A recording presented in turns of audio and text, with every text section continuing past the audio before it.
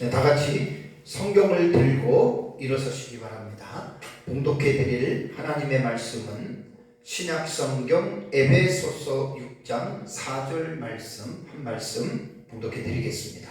이것은 하나님의 말씀입니다. 또 아비들아 너희 자녀를 노엽게 하지 말고 오직 주의 교훈과 훈계로 양육하라. 아멘. 네, 앉으시기 바랍니다.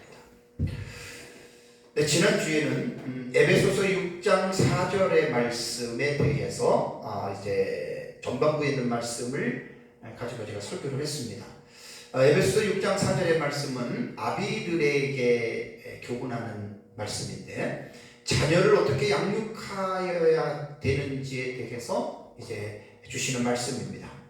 또 아비들아 너희 자녀를 노엽게 하지 말고 오직 주의 교훈과 훈계로 양육하라.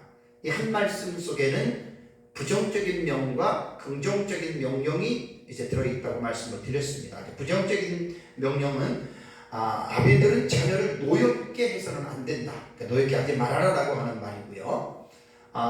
긍정적인 면은 오늘 이제 살펴볼 말씀인데 오직 주의 교훈과 훈계로 자녀들을 양육하라라고 하는 말입니다.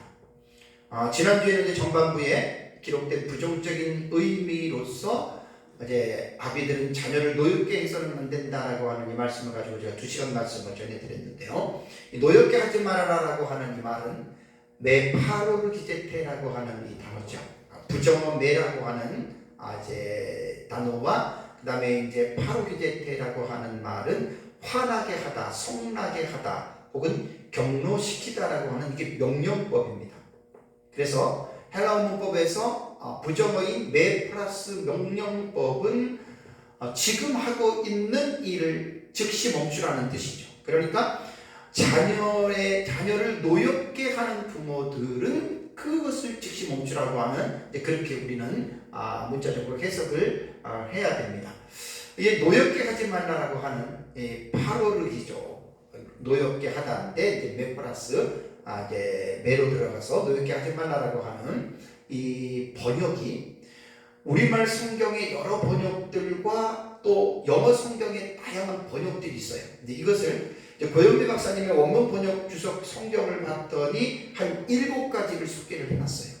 그래서 파로르기조라고 하는 화나게 하다라고 하는 이 말이 이제 우리가 어떠한 의미인지를 좀 더 7가지 정도의 번역본을 영역본도 그렇고요. 그 번역한 것들을 보면 상당히 우리가 이 부분을 좀 풍성하게 이해를 할 수 있을 것이라고 생각을 합니다. 지난주에는 제가 이 부분을 말씀을 못 드렸는데 좀 더 다양하게 말씀을 드릴게요. 이 노엽게 하지 말라라고 하는 이 말은 성나게 하지 말아라라고도 번역했습니다. 그러니까 아비들은 자녀들을 성나게 하면 안 된다는 말이죠.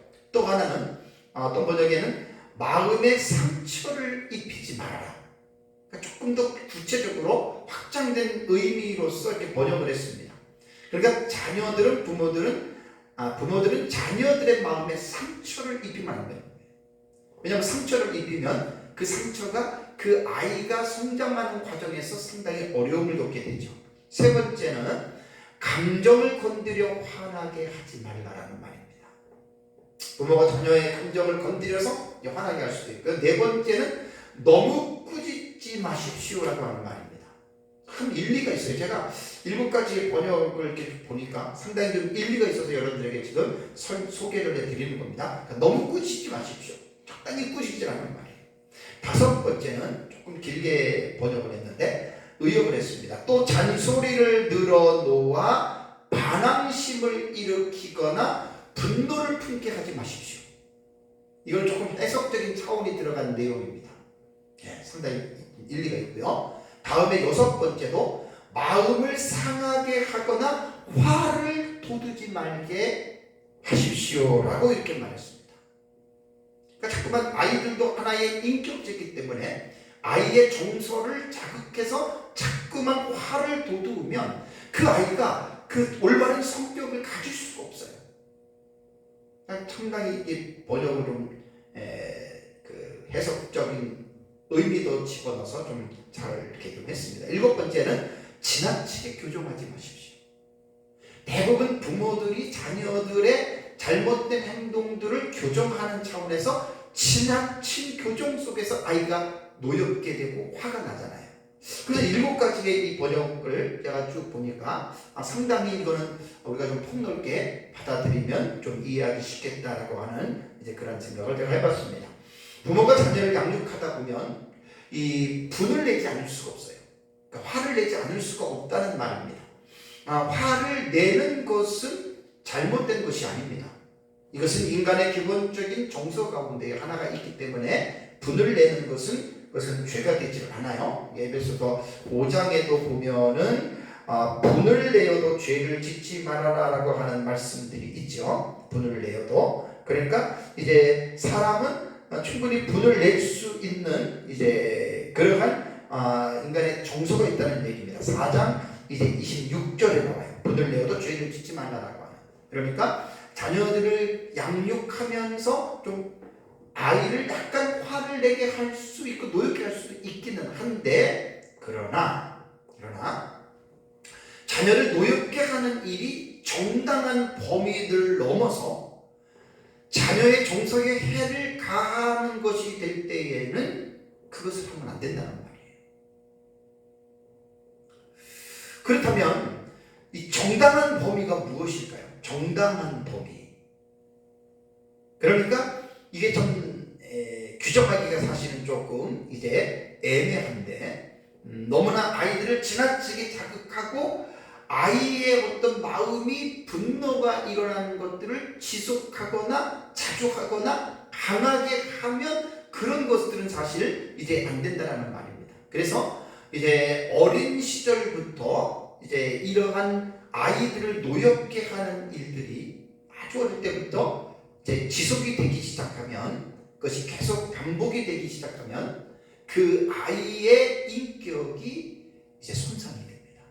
그래서 지난주 오전 예배 시간에는 이제 가정의 분위기에 대해서 제가 말씀을 드렸는데 순기능 가정과 역기능 가정에 대해서 제가 말씀을 드렸습니다.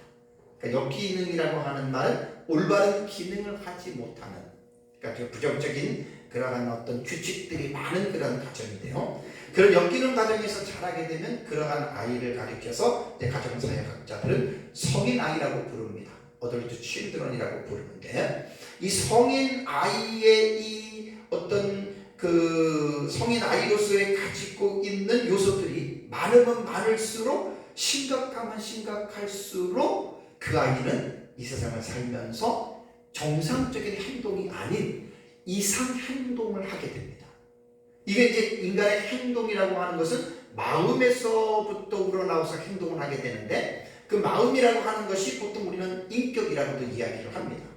그 인격이 결국은 이제 그 사람의 모든 것인데 그 사람의 삶을 살아가게 하는 것이 인격인데 인격이 이제 손상이 되고 인격에 대한 이 손상이 심하게 된다면 그것을 이제 정신의학자들은 인격 장애라고 부릅니다. Disorder of Personality라고 그러죠. 그러니까 인격적인 장애를 가지고 있다라고 이제 정신의학자들은 이야기를 합니다. 지난주 오예배 시간에는 그래서 제가 10가지 인격 장애에 대해서 이제 DSM-5에 있는 전 세계 이제 정신의학 편람 사전에 있는 그러한 내용을 가지고 제가 인격 장애에 대해서 10가지 정도로 말씀을 드렸습니다. 사실 사람마다 사실 정도의 차이만 있을 뿐이지 완전한 가족 없습니다. 곧 다 엮이는 가정적인 요소를 모든 그리스도인들의 가정도 가지고 있다라고 하는 말입니다. 그리고 그러한 온전하지 못한 가정에서 자라게 되면 반드시 그 환경에서 자라난 아이들은 성인 아이와 같은 요소가 있고요. 또 그것이 많을수록 인격의 장애가 있을 수 있다는 말입니다. 이것도 한 사람도 완전한 사람 없습니다. 우리에게 다 이러한 요소들을 이제 가지고 있습니다. 그래서 기독교에서는 이제 인간을 어떻게 표현하냐면 죄인으로 출생해서 그 죄가 유전적으로 내려와서 그 죄악된 삶을 살아간다라고 하는 것이 여러분 그것이 기독교의 이제 인간론입니다. 그래서 하나님은 일반 유천의 영역 속에서 정신의학자들과 심리학자들과 가정사역자들을 통해서 인간을 연구한 그러한 이제 인간의 이상행동 행동이라던가 또 가정의 그러한 엮이는 적인 그러한 모습들을 그들로 하여금 하나님이 정리하게 해서 우리로 하여금 이제 그러한 것들을 거울로서 바라볼 수 있도록 그들이 정리를 해 놓았다고 하는 데 있어서는 저는 개인적으로 정신의학자들과 심리학자들과 가정사역자들에게 저는 고마움을 표합니다. 좀 오해하지 말아야 될 것은 무조건 제가 일반 심리학에서 말하는 것들을 무조건 수용하는 사람도 아니고요. 그렇다고 무조건 거부하는 사람도 아닙니다. 하나님의 말씀에 입각해서 이제 맞는 부분들이 상당히 많이들 있어요. 이제 그런 부분들을 제가 수용한다는 말이고, 그래서 제가 그들에게 감사하고 고마움을 표현한다는 것이지 전적으로 제가 그것을 인정한다는 말은 아닙니다. 이번 시간에는 제가 조금 전에 언급해드린 에베소서 6장 4절 후반부에 기록된 말씀에 대해서 한번 이 시간에는 오후 시간까지 은혜를 좀 나누려고 합니다. 자, 4절을 한번 다시 보시면, 또 아비들아 너희 자녀를 노엽게 하지 말고, 이건 지난주에 설교했고요. 이번 시간에는 오직 주의 교훈과 훈계로 양육하라라고 하는 이 명령이 나옵니다. 이 부분에 대해서 이제 말씀을 제가 전하려고 합니다. 아버지가 자녀를 여기 보면은 교훈과 훈계로 양육하라라고 하는 이 부분에서 잘 보면 그 방편이 뭔지 아십니까? 방편이 하나님의 지식을 가지고 자녀를 교훈하고 훈계하라고 하는 것이 사실 본절의 핵심이거든요. 그래서 본절에 이 교훈과 훈계라고 하는 이 단어는 이 명사형인 그 퀴리오스라고 하는 헬라어 단어가 주님이라고 하는 단어거든요. 주애라고 말했잖아요. 그러니까 주의라고 하는 말은 퀴리우라고 하는 이 단어는 소유격입니다. 그러니까 주님의 소유격이니까 주의라고 명시하고 있습니다. 그러니까 본절에서 말하는 주님, 퀴리오스라고 하는 이 주님이라고 하는 이 뜻은 우리의 주인이시요 우리의 주님이 되시는 하나님과 예수 그리스도를 가르치고 있습니다. 그리고 본절에서 사용된 이 속격 주의라는 퀴리우라고 하는 이 단어는 문법적으로 볼 때는 이 소유격이 헬라어에서는 해석하는 것이 조금 여러 가지로 해석을 해야 되기 때문에 본문의 문맥을 보고서 그것을 찾아야 해요. 이것이 소유격이 이번에 오늘 본절에서 사용된 것은 대부분 학자들이 주격 주어로서 이 소유격으로 해석을 합니다. 그래서 이것을 주격적 속격이라고 하는데, 이 소유격이라고 하는 주예라고 하는 말이 주격적 속격이라고 하는 말은 뭐냐면 주어 역할을 한다, 그런 뜻입니다. 그러니까 훈계와 그 다음에 그 교훈이 주의라고 하는 하나님이라고 하는 이것이 주격적으로서 이 소유격이 사용이 되고, 또 하나는 뭐냐면 제한된 특징을 가지고 있어요. 그러니까 주의 그 교훈과 훈계는 이제 이 제한됐다라고 하는 말은 뭐냐면 주의, 그러니까 하나님의라고 하는 이 소유격에 딱 제한이 되어져 있다라고 하는 말입니다. 그렇다면 자녀를 교훈하고 훈계하는데 오직 주의 방법으로 하라는 말입니다. 그래서 주의 방법은, 교훈과 훈계는 주의 방법은 주의 속에 속한 혹은 주의 속에서 기뻐하시는 방법으로 자녀들을 교훈하고 자녀들을 훈계하라라고 우리는 이 본문을 읽어야 됩니다. 다수의 부모들은 자녀를 교육하는 데 있어서 하나님과는 상관이 없는 부모들의 자신의 의사와 목적에 따라서 자기 마음대로 자식을 대부분 양육하잖아요.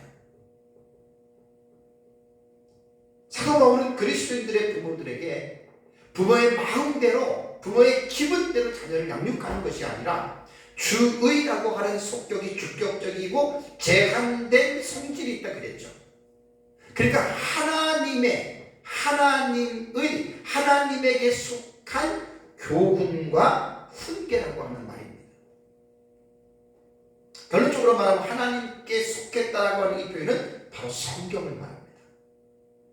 그 하나님의 말씀을 가지고 교훈하고 훈계하라라고 하는 말이고, 교훈하고 하나님의 말씀을 가지고 교훈하고 훈계하면서 자녀들을 양육하라고 했는데, 이 동사 양육하라고 하는 에트레페테라고 하는 이 단어는 제도의 명령형으로 기록이 되어졌습니다. 그 동사니까 그 움직임을 봐야 되잖아요. 법을 봐야 되잖아요. 이것은 명령형입니다. 그러니까 성경의 명령형이라고 하는 말은 취사 선택의 문제가 아닙니다. 하나님이 명령을 했으면 무조건 그것은 아멘하고 따라가야 됩니다. 그래서 주 예수님께서 원하시는 이 주애라고 하는 이 소유격은 조금 전에 말씀드린 대로 성경에 기록된 하나님의 말씀을 기반으로 해서 자녀들을 교훈하고 훈계하면서 자녀들을 보호하고 자라게 해 주어라라고 하는 이제 그런 뜻입니다. 성경의 기능과 역할은 여러 가지가 있지만 디모데후서 3장 16절과 17절을 보세요. 디모데후서 3장 16절과 17절을 보면 모든 성경은 하나님의 감동으로 된 것으로 교훈과 책망과 바르게 함과 의로 교육하기에 유익하다라고 말을 했습니다. 그러니까 구약 성경과 신약 성경 전 성경은 하나님의 감동으로 되었고 그 말씀은 모든 사람들을 교훈하고 책망하고 바르게 하고 의로 교육하기에 유익인 가치가 있는 책이 바로 성경이라고 하는 말이죠. 그래서 17절을 보면 이는 하나님의 사람으로 온전하게 하며 모든 선한 일을 행할 능력을 갖추게 하려 함이라 라고 이렇게 말하고 있습니다. 그러니까 그리스도인의 부모들은 아비들은 자녀들에게 하나님의 말씀인 성경을 가지고 교훈하고 훈계하면서 그 자녀들을 양육하는데 하나님의 사람으로 온전하게 하고 또 그 자녀들이 이 세상에서 모든 선한 일을 행하는 그 능력을 갖추기 위해서 그리스도인의 부모들은 자녀를 하나님의 말씀으로 교훈하고 훈계하면서 양육하라고 하는 말입니다. 이제 단어의 의미를 조금 더 자세하게 설명을 해드릴게요. 여기 명사형 교훈이라고 하는 파이데이아라고 하는 단어입니다. 교훈은 이 파이데이아는 파이듀에서 유래가 됐는데 이 명사는 아주 오래전에 주전 6세기의 문서들에서는 이제 이것이 교육이라는 의미로 사용이 되었다고 합니다. 주전 6세기. 그러니까 이제 하나님의 말씀으로 교육하라. 이제 교훈 파이데이아가 그런 뜻인데 이 파이데이아는 신약 성경에서 훈련으로도 번역이 되고 훈계로도 번역이 되고 징계로도 번역이 되고 이게 바로잡음이라고 하는 이런 뜻으로 이 사용을 했는데 이 파이데이아의 이 특징이 하나가 뭐냐면 학자들의 그 원어 사전에 보면 파이데이아의 특징은 행동을 통한 훈육이나 훈련을 말한다 그래요. 그러니까 행동을 통한 훈육과 훈련은 여기에서 원어 사전적인 의미를 볼 때에는 체벌을 동반한 교정, 그러니까 징벌의 수단이 되는 거죠. 그래서 부모들이 자녀를 양육할 때에 하나님의 말씀을 가지고 양육을 하는데 부득이한 경우에이기도 하지만 때로는 파이데이아라고 하는 단어는 체벌을 동반하면서 자녀를 올바른 길로 이끌어야 된다고 하는 말입니다. 그러니까 이 파이데이아라고 하는 이 교훈 속에는 그러한 훈련, 그러니까 행동을 통한 이런 교육적인 요소가 있기 때문에 체벌에 대한 이 부분에 대해서 제가 잠깐 말씀을 제가 드리려고 합니다. 자, 모든 사람은 죄인으로 출생합니다. 그리고 인간은 교육적인 존재이기 때문에 먼저는 부모로부터 성장하면 선생님으로부터 교육을 통해서 인간이 성장하게 되어져 있습니다. 그래서 인간은 죄인으로 출생하고 어린 아이들은 모든 사물을 분별할 수 있는 게 없기 때문에 올바른 훈육이 필요합니다. 그게 인간 교육적인 존재라고 말을 하는 것입니다. 근데 훈육을 하다 보면 체벌이 필요할 때가 있어요. 저는 체벌 찬성주의자는 아닙니다. 될 수 있는 대로 체벌을 하지 않고 기르는 것이 가장 올바른 교육입니다. 그런데 체벌은 필요한 하나의 요소입니다.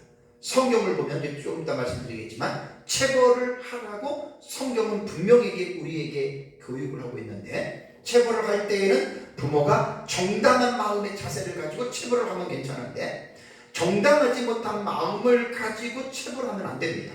이건 정말 중요한 부분입니다. 이 정당한 마음의 자세라는 말은 뭐냐면 아이가 잘못했을 때 부모가 화가 나잖아요.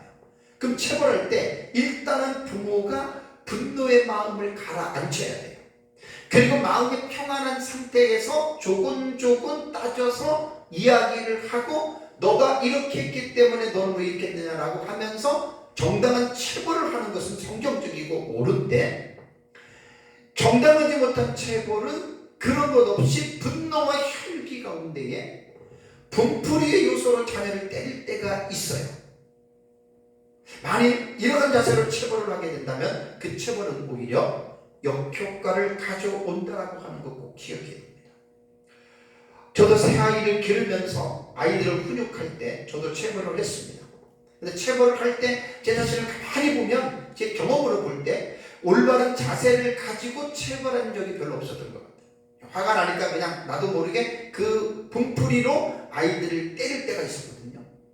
근데 새 아이를 기르면서 체벌을 하고 나면 내 분풀이로 막 애들한테 쏟으면서 때리고 나면 반드시 제 마음이 편안하지 않았습니다. 그러면 제가 아이들을 때리고 나서도 하나님 앞에 내가 먼저 회개하고, 때로는 아이들 앞에 아빠가 잘못했다, 아빠를 용서해달라, 저도 그걸 참 자주 한 것 같아요. 자, 성경을 보면, 성경은 잠언서를 한번 보십시오. 잠언 22장 15절에 보면은 잠언서에는 체벌을 할 것을 교훈하고 있거든요. 잠언서 22장 15절을 보면 아이의 마음에는 미련한 것이 얽혔으나 징계하는 채찍이 이를 멀리 쫓아내리라고 말을 했습니다.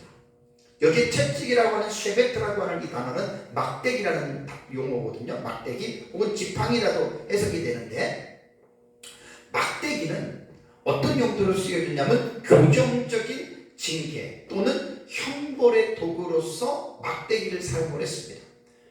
그래서 막대기가 이 교정의 도구로서 사용된 것을 보면 종이나 혹은 미련한 자, 그리고 부모가 자녀들에게 이 막대기로 징계하는 수단으로서 잠언에는 나오는데, 잠언 13장 24절을 볼까요? 잠언 13장 24절을 보면 매를 아끼는 자는 그의 자식을 미워함이라, 자식을 사랑하는 자는 근실히 징계하느니라 라는 말이 나옵니다.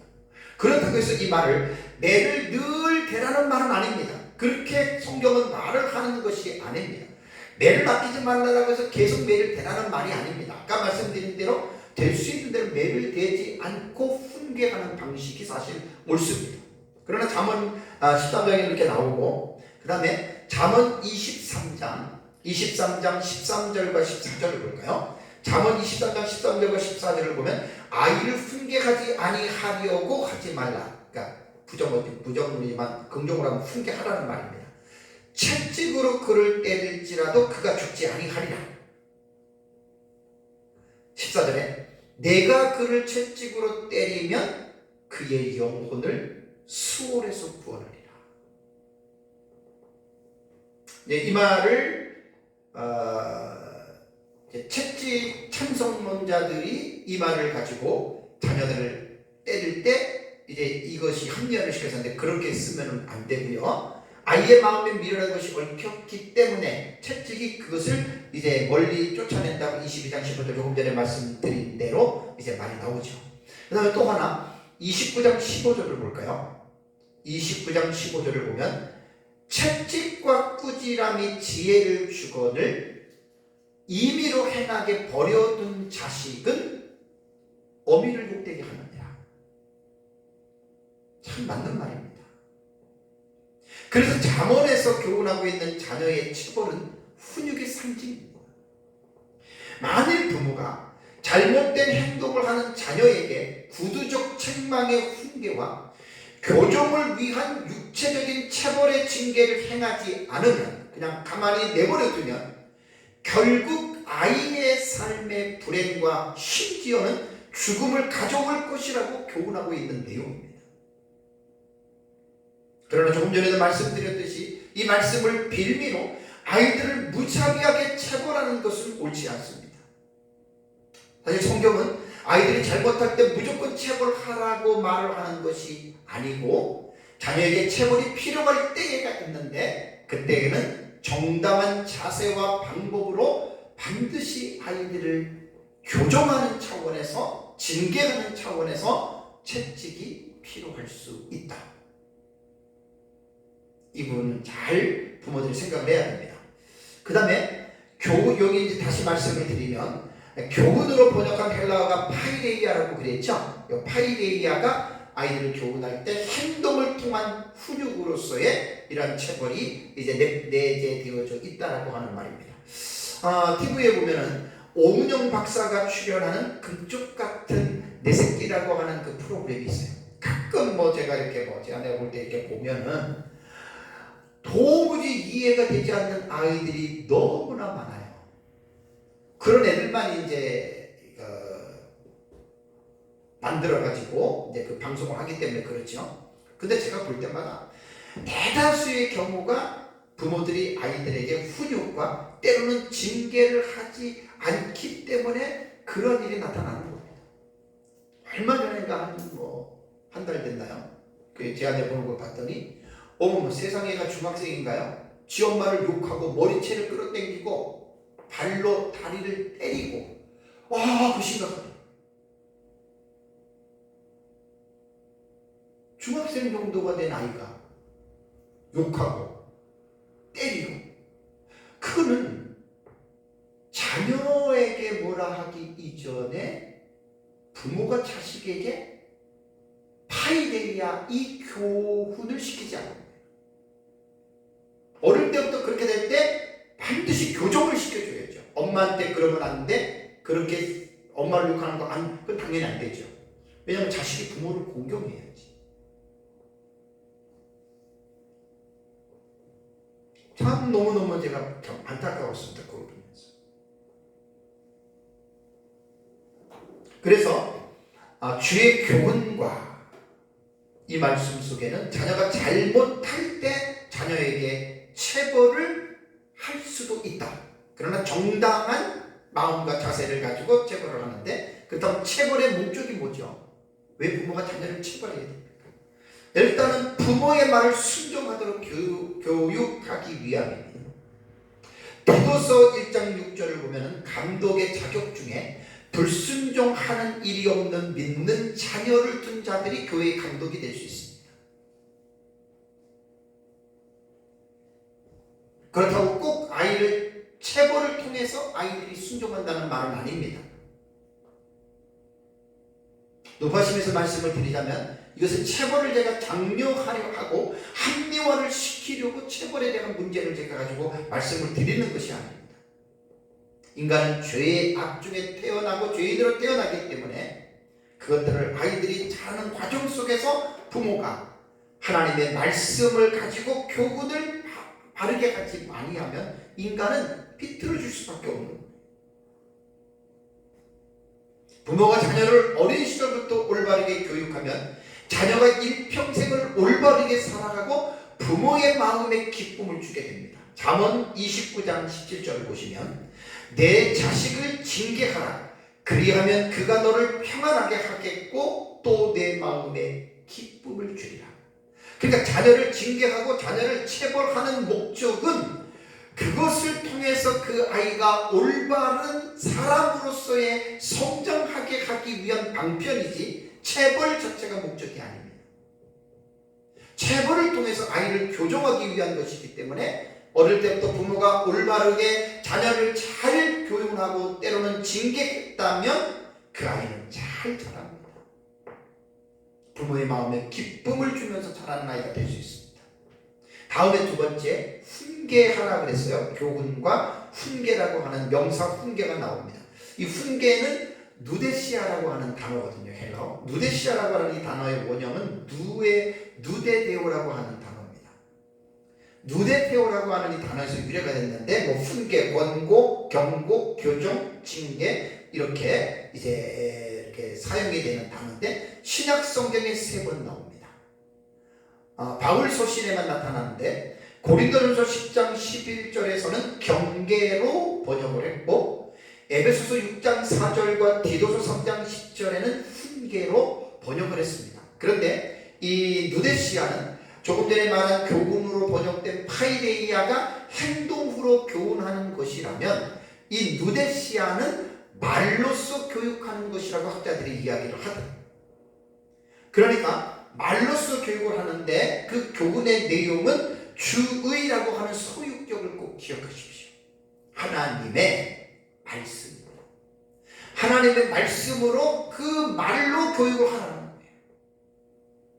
자녀를 양육하는 과정에서 말로 훈계하는 것은 대단히 중요한 말입니다. 말은 언어의 소통이기 때문에 자녀에게 말로써 훈계할 때 반드시 하나님의 말씀을 원칙으로 자녀들에게 가르치라는 말입니다. 2주 전에 제가 설교했던 에베소 6장 1절과 3절의 말씀은 자녀들이 지켜야 할 윤리적인 지침들이라 그랬죠. 1절과 3절을 다시 볼까요? 자녀들아 주 안에서 너희 부모에게 순종하라. 이것이 옳으니라. 내 아버지와 어머니를 공경하라. 이것은 약속이 있는 첫 계명이니 이로써 내가 잘되고 땅에서 장수하리라라고 하는 6장 1절과 3절은 자녀들에게 부모가 가르쳐야 할 윤리적인 지침들입니다. 그러니까 누데시아라고 하는 훈계라고 하는 이 단어는 부모가 자녀에게 하나님의 말씀을 가지고 말로써 양육을 하라는 거예요.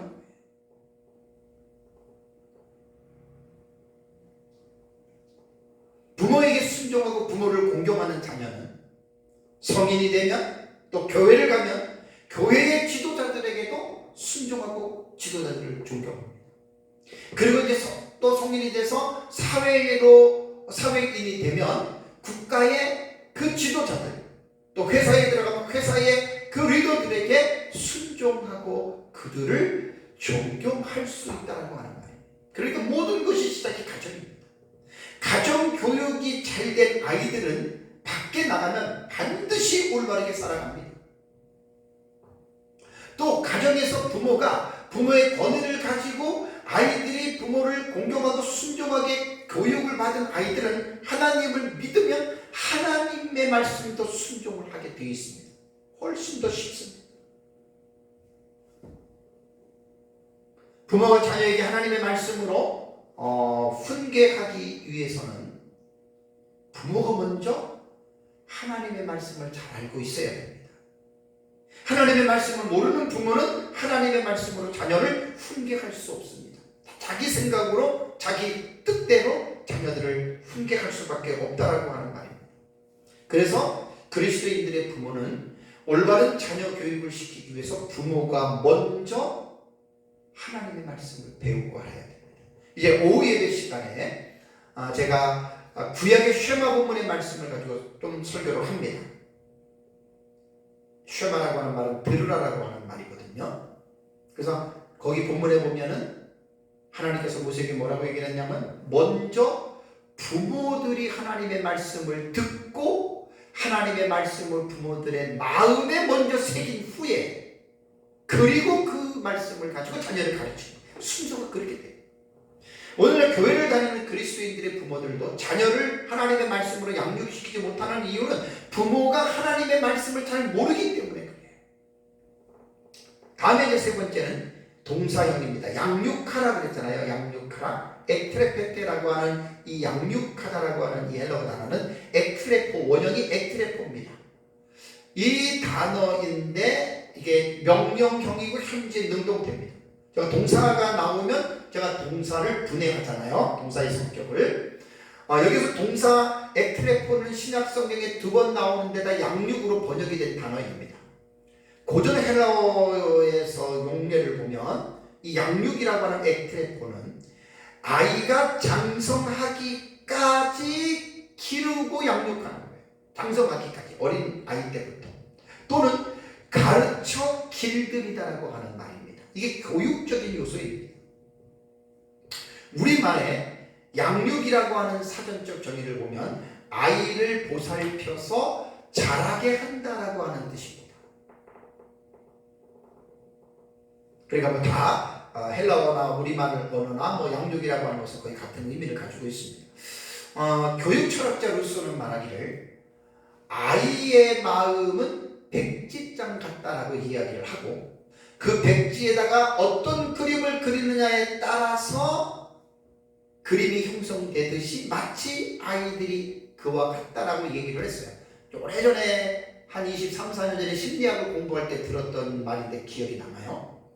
그런데 루소가 말한 아이의 마음을 백지지 않았다라고 하는 말은 기독교의 인간론과는 달라요. 왜냐하면 기독교는 아이가 선하게 태어나는 것이 아니라 죄인으로 태어나잖아요. 그런데 루소의 말은 일리가 있습니다. 인간이 죄악으로 출생하지만 어린 시절에 인간이 인격이 형성되는 시절에는 지난주에 설교한 대로 유전과 환경의 상호작용을 통해서 인간의 인격이 형성이 돼요.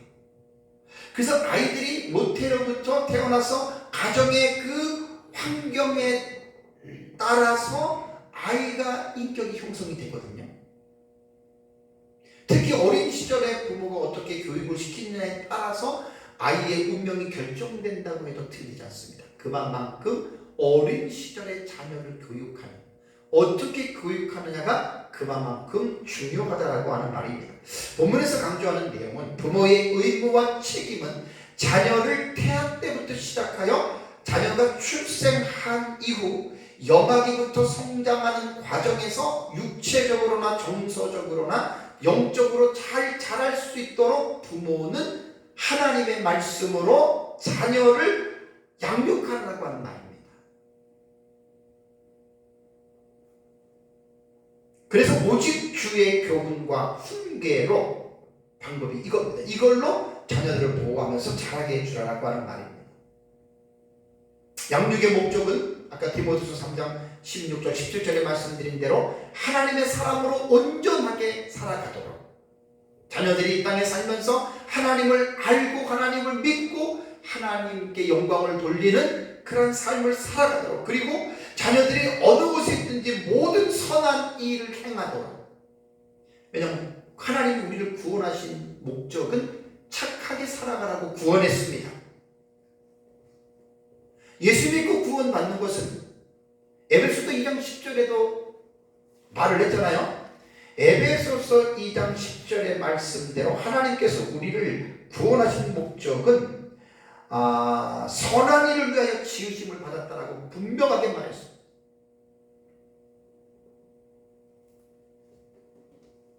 어느 곳에 있든지 구원받은 하나님의 사람은 선하게 살아야 해요. 착하게 살아야 됩니다. 그것이 구원의 조건은 아니지만 구원받은 사람의 삶의 결과가 선하게 살아가도록 교육을 하라 그 말입니다. 성경은 그거를 우리에게 말씀을 하고 있습니다. 인간은 죄인으로 출생하지만 하나님의 형상이 그 각 사람 속에 내재되어져 있습니다. 근데 내재되어져 있는 하나님의 형상을 드러나게 하고 그 하나님의 형상을 가르쳐주는 것이 부모의 교육을 통해서 나타나야 된다는 말입니다. 그래서 부모가 거듭나야 가능합니다. 부모가 교회도 안 다니고 하나님의 말씀도 모르고, 그런데 어떻게 하나님의 뜻대로 자녀를 양육하겠습니까? 하나님을 믿지 않는 사람이 자녀에게 너 하나님, 천지를 창조하신 하나님을 공경하고 하나님을 사랑하고 너 하나님의 말씀을 순종하고 너 착하게 이렇게 교육을 시킬 수는 없잖아요. 하나님에 대해서. 그래서 오늘 본문의 6장 4절에 오직 주의 교훈과 훈계, 소유격을 잘 기억하십시오. 퀴리우, 소유격입니다. 주격적 소격이라고도 하고 제한된 성질의 소유격입니다. 주의라고 하는 하나님의 말씀이라고 하는 꼭 이 단서를 달고 있다라고 하는 말.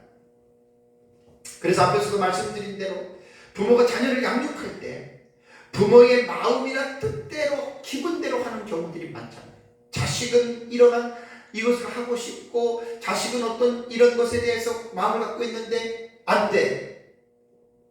내가 하라는 대로 해. 그래가지고 부모 마음대로 자녀를 기르다가 나중에 자녀들이 얼마나 잘못되는 경우들이 많습니다. 어쨌든 그리스도인들의 부모는 이 부모의 마음이나 뜻대로 하는 것이 아니라 하나님의 말씀이라고 하는 오직 주의라고 하는 소유격의 의미를 마음에 새기시기 바랍니다.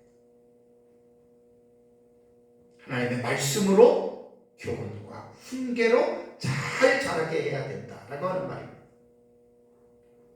이것은 명령형이기 때문에 모든 부모들이 취사 선택이 아닙니다. 현재형입니다. 현재. 그러니까 늘 자녀를 하나님의 말씀으로 양육해야 돼요. 현재형이기 때문에.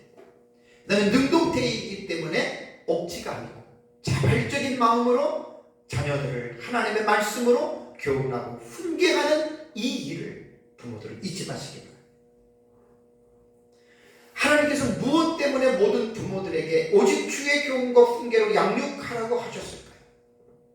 이 이유를 알아야 됩니다.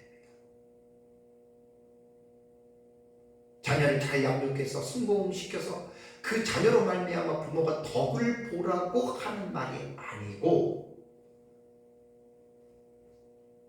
모든 자식은 부모들이 결혼을 통해서 낳지만 그 자녀는 부모의 자녀가 아니고 하나님의 자녀라고 하는 이 사실을 먼저 그리스도인들의 부모들은 생각해요. 그러니까 내가 낳았다 하더라도 그 자녀는 내 자식이 아닙니다. 소유권이 내가 아니고 소유권은 그 자식을 주신 하나님이 주인이라는 거예요. 그러다 보면서 여기서 딱 정리가 되잖아요. 자, 내가 결혼해서 자녀를 낳았어요. 내가 낳았다고 그건 내 소유가 아니라니까요. 하나님이 기업과 상급으로 주셨어요. 그럼 주인이 하나님이에요. 그럼 우리는 뭐예요? 하나님이 주신 생명을 부모는 잠깐 맡아서 관리하는 청직입니다. 그래서 마지막에 제가 청지기로서의 부모에 대한 이 부분에 대해서 여러분들에게 말씀을 제가 드리려고 합니다. 자, 남녀의 결혼을 통해서 자녀가 출생하는데 내가 이런 아이를 낳고 싶어서 낳습니까? 아니죠. 부모의 원대로 자녀가 태어나는 게 아니에요. 아들을 낳고 싶어서 낳고 딸을 낳고 싶어서 낳고 장애를 가진 아이를 낳고 싶어서 낳는 게 아니잖아요. 생명의 주관자이신 하나님께서 모든 부모들에게 모든 자녀를 하나님이 주셨다. 그래서 자녀는 시편 127편 3절에 보라 자식들은 여호와의 기업이요 태열매는 그의 상급이다.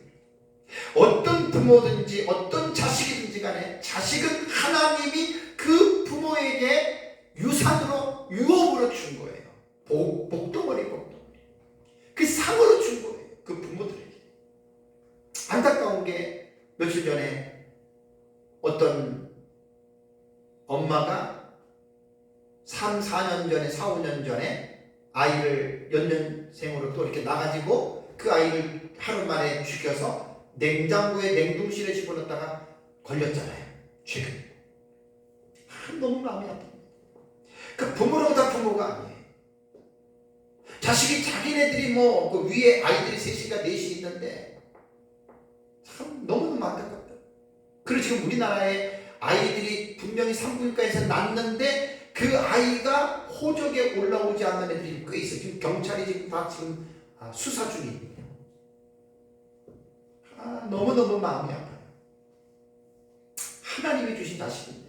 그러니까 부모가 부모로서의 기본적인 지식은 기독교인이 됐다면 우리는 자녀를 하나님의 말씀에 가지고 하나님의 상급이고 하나님 주신 유산으로 우리는 자녀들을 귀하게 보죠. 창세기 33장 5절에도 에서의 표현입니다. 에서가 눈을 들어 여인들과 자식들을 보고 묻되 야곱에게 묻는 거예요. 에서 자기 동생 야곱에게 너와 함께한 이들은 누구냐? 야곱이 이르되 하나님이 주의 종에게 은혜로 주신 자식들이니라. 야곱은 하나님을 믿는 사람이었기 때문에 자기 자녀들이 하나님이 자기에게 은혜로 주신 상급이라고 하는 것을 알고 있었던 거예요. 그러므로 자녀의 주인은 부모가 아닙니다. 하나님이십니다.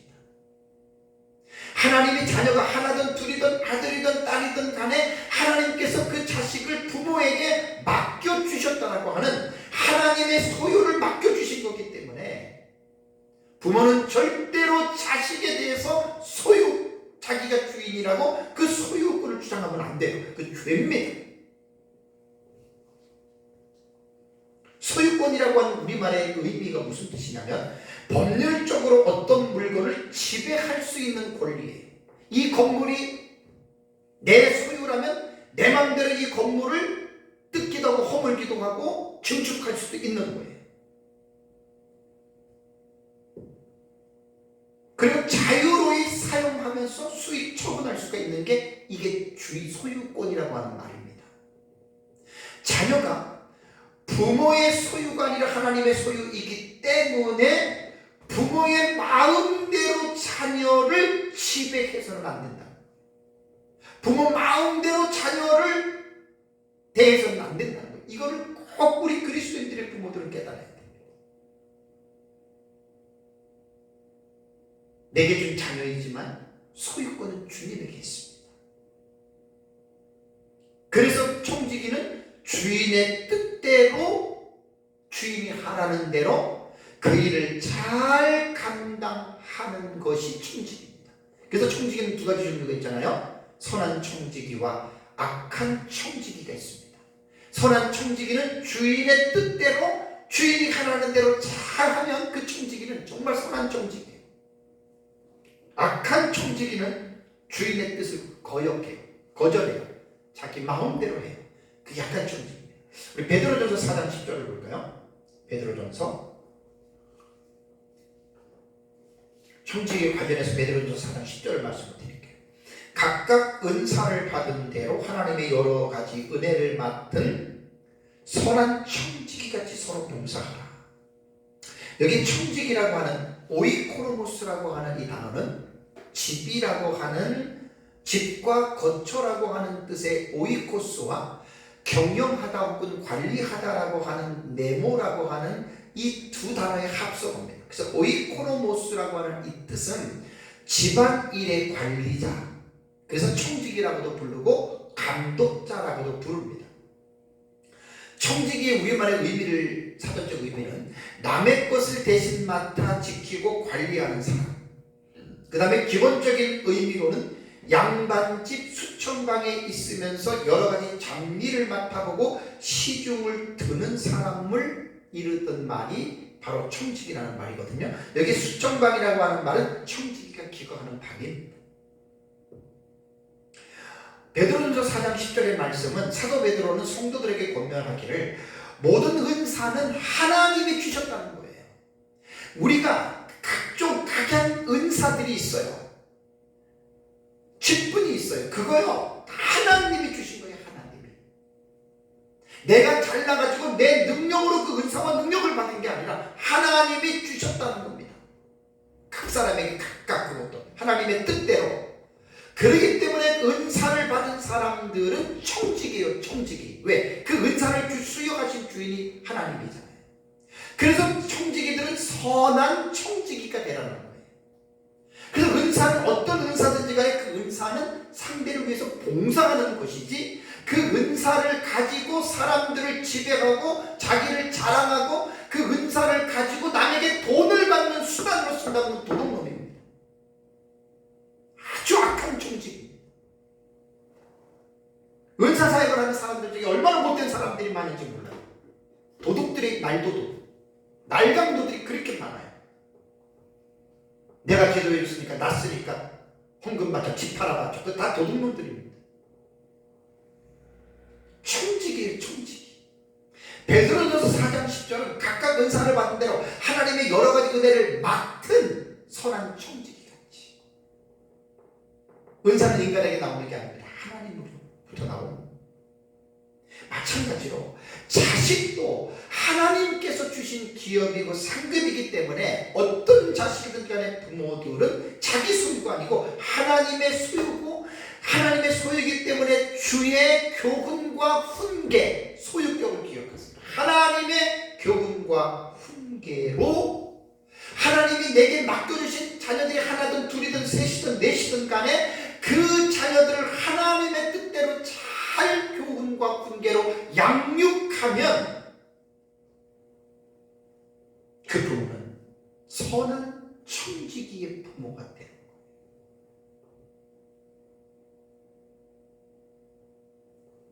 악한 청지기는 교회 안에 그러한 부모들이 있어요. 믿음이 조금 부족한 사람들은 그럴 수 있어요. 하나님의 말씀과는 상관이 없는 자기 뜻대로 자기 마음대로 자식을 교훈하고 훈계 그렇게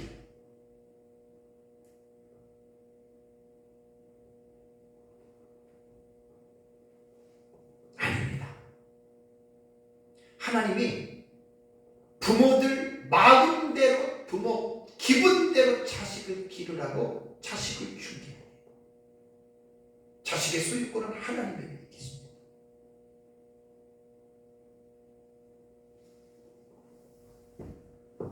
하나님이 각 부모에게 맡긴 것은 주의 교훈과 훈계로 그 아이들을 어릴 때부터 잘 양육시켰어요. 그 선한 청지기 같이 그렇게 하라고 말을 했는데 악한 청지기는 혹시 그리스도인들 부모 중에도 있잖아요. 하나님의 말씀을 잘 모르니까 자녀들을 어릴 때부터 주의 교훈과 훈계로 양육을 시키지 않았어. 목회자의 가정도 있고 중직자의 가정도 있고 일반 성도들의 가정도 있습니다. 그리스도인들의 가정에서 특히 못된 신앙으로 자라난 자녀가 하나님을 알지 못하고 교회를 나가지 않고 신앙생활을 하지 않는다면 그 부모는 믿는 부모의 역할을 제대로 감당한 부모가 아닙니다. 만약 믿는 부모 밑에 태어난 자녀가 끝까지 불신자로 살다가 죽는다면 자녀에 대해서는 그 부모는 악한 청지기가 될 것입니다. 부모는 자녀의 신앙을 위해 죽을 때까지 책임져야 할 의무가 있다.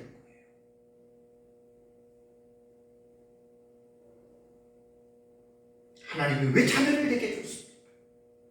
관상용으로 준 것도 아니고 그 자녀를 가지고 무슨 노후를 편안하게 살고 자녀가 성공하고 출세해서 돈을 그렇게 살려고 자녀를 준 게 아니에요. 하나님의 자녀를 주신 목적은 하나님의 소유를 맡긴 거예요.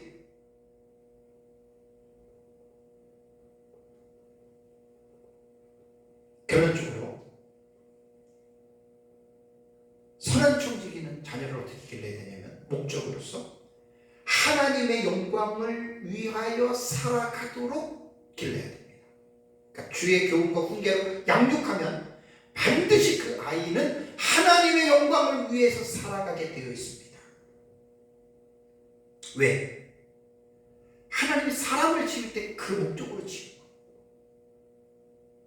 많은 사람들이 인생은 자기가 주인인 것처럼 인생은 내가 하고 싶은 것을 즐기면서 사는 것이 인생인 것처럼 말하는 사람들이 있지 않습니까? 그 사람들은 자기가 무엇 때문에 태어났는지조차도 모르고 살아가는 사람들입니다. 이사야서 43장 7절을 보십시오. 이사야서 43장 7절을 보면 하나님이 왜 사람을 지으셨는지 원론적인 내용입니다. 이사야 43장 7절을 보면 내 이름으로 불려지는 모든 자 곧 내가 내 영광을 위하여 창조한 자를 오게 하라. 왜 하나님이 사람을 만드셨지요? 자신의 영광을 위하여 만드셨다는 말입니다. 신자든 불신자 모든 사람을 하나님은 자신의 영광을 위하여 하나님께서 만드셨다고 하는 걸 잊어버리면 안 됩니다. 그 다음에 42장 8절을 볼까요? 이사야 42장 8절은 하나님은 자신의 영광을 다른 자에게 주기를 원치 않으세요. 42장 8절을 보면 나는 여호와이니 이는 내 이름이라. 야훼 나는 내 영광을 다른 자에게 내 찬송을 우상에게 주지 아니하리라. 하나님 자신의 영광을 위하여 하나님이 새로운 생명을 부모들에게 주셨는데 그래서 그 주신 소유가 하나님의 영광을 위하여 창조했고 하나님의 영광을 위하여 살아가도록 부모에게 그 자녀를 맡겼는데 부모가 하나님이 주신 그 소유를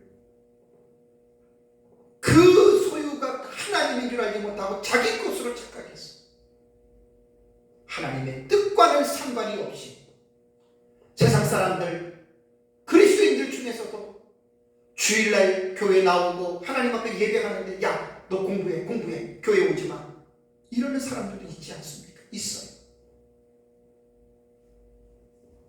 기가 막힌 현실이, 기가 막힌 상황이 현실의 교회 안에서 지금 이루어지고 있다. 고등학교 3학년 되면 주일날 교회 안 나와도 돼. 공부해서 좋은 대학 가고 나와. 누가 만든 법이죠? 하나님의 말씀에는 그런 법이 없어요. 공공하게 옛날부터 고등학교 3학년 되면 의뢰이 교회에 나가지 않고 주일날 공부한다, 이렇게 생각하는 부모들이 있잖아요. 거기에는 목회자 자녀도 있을 수 있고 중직자 자녀도 있을 수 있잖아요. 그게 하나님께 영광을 돌리는 자세입니까? 하나님의 형상대로 지음을 받은 우리 자녀들, 그 하나님의 영광을 위해 살아가도록 하나님의 부모에게 맡겼는데, 부모가 주의 교훈과 훈계로 양육하지 못하고 세상에 썩어질 것들에 빠져가지고 그 썩어질 것들을 위해서 살아가도록 아이들을 교육을 시킨다면, 그 아이가 하나님을 알지 못하고 죽으면, 마귀와 그의 사자들을 예비한 지옥불로 들어간다면 얼마나 그 부모의 가슴이 아프겠습니까?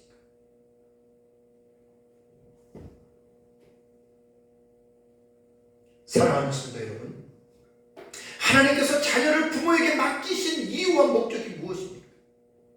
비록 죄인으로 출생했지만 하나님은 부모에게 그 자녀를 하나님의 말씀으로 거듭나게 해서 주의 교훈과 훈계로 그 아이를 양육하라고 하나님은 각 부모들에게 청지기로서의 그 하나님의 소유를 맡긴 거예요. 그래서 디모데후서 3장 17절에는 그 성경은 하나님의 사람으로 온전하게 하고 모든 선한 일을 행할 능력을 갖추게 하려고 하나님께서 성경을 우리에게 주셨다고. 그 성경을 가지고, 그것이 주의 소유격입니다. 그 성경을 가지고 자녀들을 교훈하고 그 다음에 훈계하고 그 아이를 어릴 때부터 잘 양육시켜서, 목적이 뭐라 그랬죠? 솔리데아 글로리, 솔리데오 글로리, 하나님의 영광을 위하여 그 자녀가 살아가도록 부모는 교육을 시켜야 돼요. 자녀가 이 세상에서 좋은 대학을 나오고 좋은 회사에서 출세하고 성공해서 돈을 많이 벌고 살았다 하더라도 그 자녀가 예수 그리스도를 믿지 않고 살았다면 그 자식이 갈 곳은 영원한 흉보를 받는 지옥밖에는 없습니다. 누가복음 9장 25절을 보면 사람이 만일 온 천하를 얻고도 자기를 잃든지 빼앗기든지 하면 무엇이 유익하리?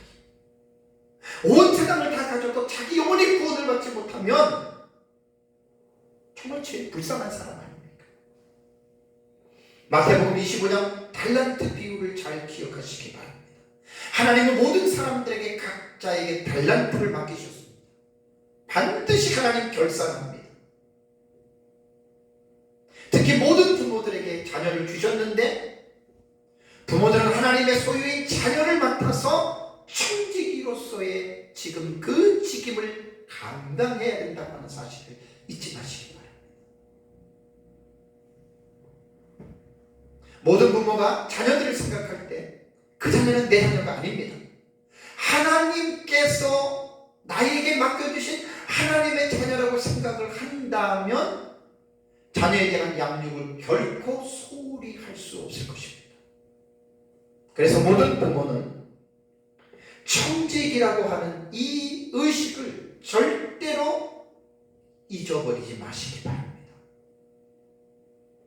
그래서 모든 부모들은 하나님께서 우리에게 주신 자녀가 이 세상에 살아가는 날까지 에베소서 가정의 주치기 본문인 6장 4절 또 아비들아 너희 자녀를 노엽게 하지 말고 오직 주의 교훈과 훈계로 양육하라 라고 하는 이 말씀을 부모들은 마음에 깊이 새겨야 됩니다.